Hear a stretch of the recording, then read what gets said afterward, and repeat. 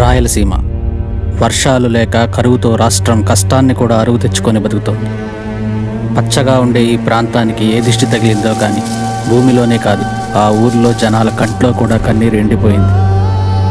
ఆ ప్రజల కన్నీటి బాధ, ఆ ఊరి నీటి బాధ తీర్చడానికి ఒక రాయుడు వస్తున్నాడు. ఆ రాయుడే ఆ ఊరి దేవుడు. దేవుడా!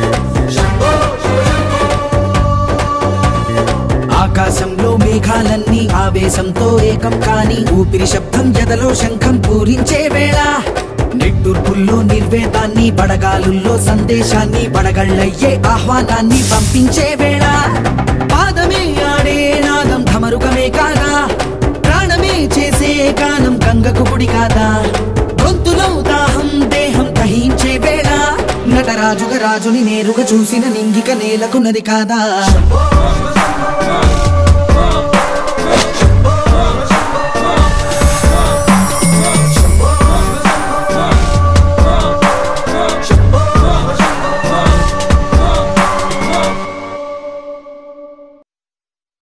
సో రీజన్ ఇమీడియట్గా ఎస్ చెప్పడానికి రీజన్ అంటే ఇది వాసు గారు డైరెక్ట్ చేస్తున్నారనా లేకపోతే ఈ సబ్జెక్ట్ ఇలా ఉందనా? లేదు, ఫిల్మ్ చూపించారు నాకు. కన్నడలో ఒక ఫిల్మ్ హిట్ అయింది, చూస్తారని చూసాను, నచ్చింది.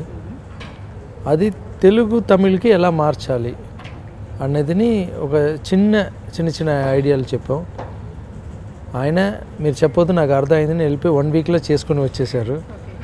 అంతే, వేరే డిస్కషన్. షూటింగ్ స్పాట్లో చాలా హ్యాపీగా ఈ పిక్చర్ స్టార్ట్ అయింది, ఫినిష్ అయింది, నాకు తెలియలేదు, అంత స్మూత్గా వెళ్ళిపోయింది.